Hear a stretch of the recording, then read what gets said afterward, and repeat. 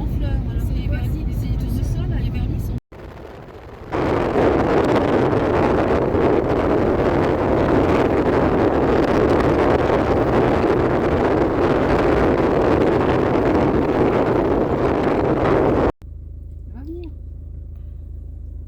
Justine,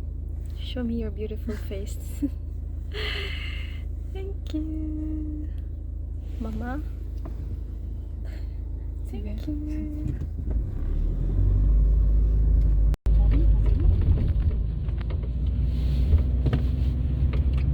We reach, right, Mama? Yes.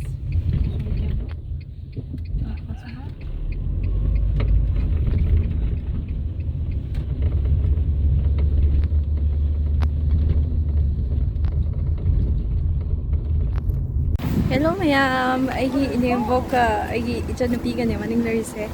Akoy zig Paris tagi 100 kilometer mung chatlaga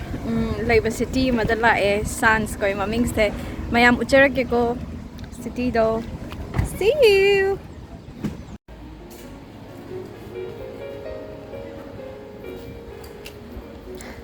mayam sida ubiriba yum singse makhoigi typical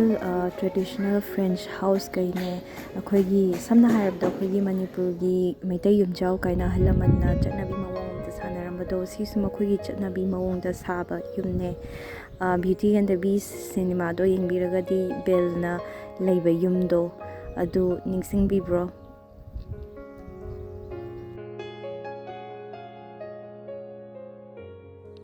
Friends se makhoi thaina dagi thongnau da lei pambi lei gamla thamba se yamna chatnei ado ai atopa vlog ama semjarake makhoi gi yum mayam amagi matangda phaja ba yum ucharake akhoi uji dukan khara changse na hainare ado dukan changaga ke leiba yaba leiba ge yenguge mayaming minase Mase uptrasu yai mapanda chapatadi ado any cafe or kaino da dukan da changbada mas yaudadi changba yadiye.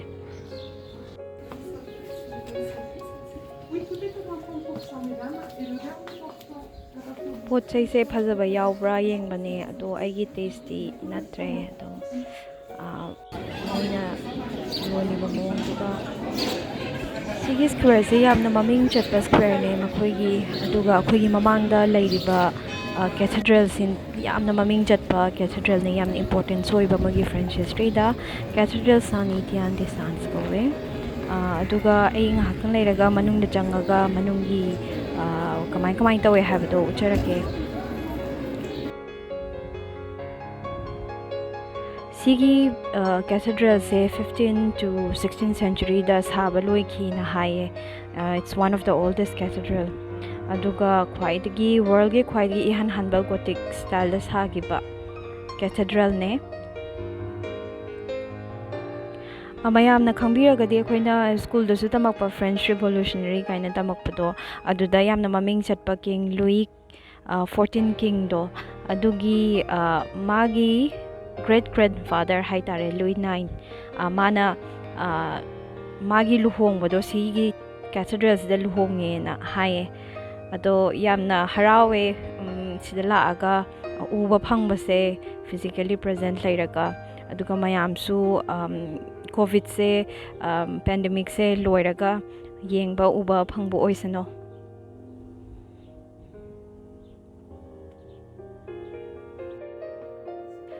Sida uribasina makhoigi altar dune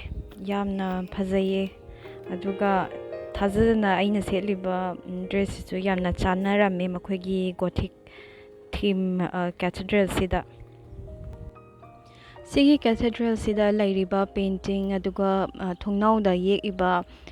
lai ayekpa singse makhoigi matamdugi maramda loinaba wari singse yekthoaga loinaba preserve tawraga thelaga thamme anambana France da lairiba Europe da laiba kaino singse painting singse Michael Angelos na yekpa anambana oye cathedral da thamba singse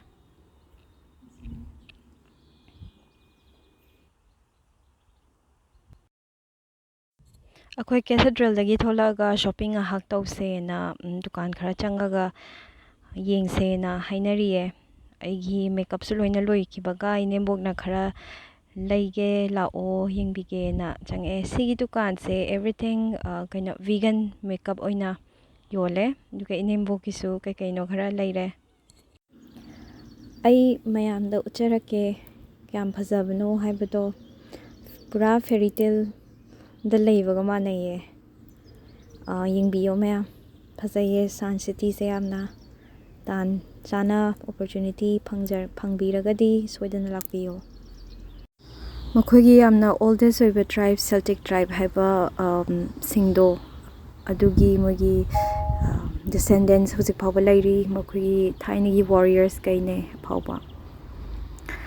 ꯁꯤꯅ ꯃꯈꯣꯏꯒꯤ ꯇꯨꯔꯦꯜ ꯌꯣꯟ river ꯌꯣꯟ ꯇꯨꯔꯦꯜꯁꯦ Paris ꯐꯥꯎꯕ ꯁꯥꯡꯅ ꯆꯠꯂꯦ 775 ꯀꯤꯂꯣꯃꯤꯇꯔꯃꯨꯛ ꯁꯥꯡꯕ ꯔꯤꯚꯔꯅꯦ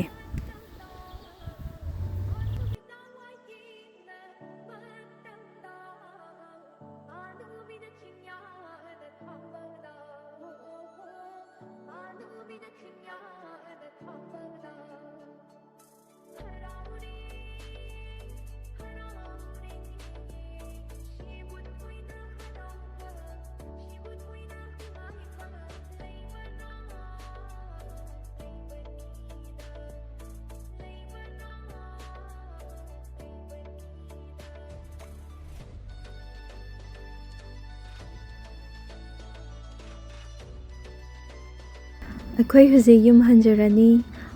ꯑꯗꯣ ꯉꯥꯏꯈꯣ ꯀꯩꯅꯣꯝꯇ ꯎꯠꯆꯔꯛꯀꯦ ꯑꯩꯒꯤ ꯏꯆꯟꯅꯨꯄꯤꯁꯦ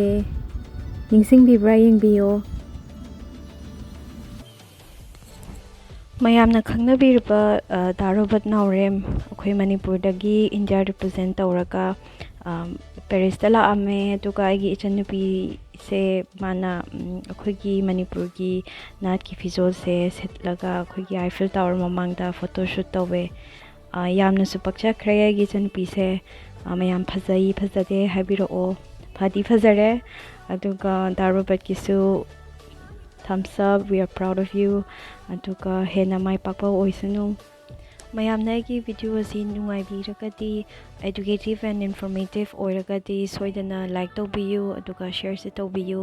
thank you for watching ꯈꯨꯔꯨꯝꯖꯔꯤ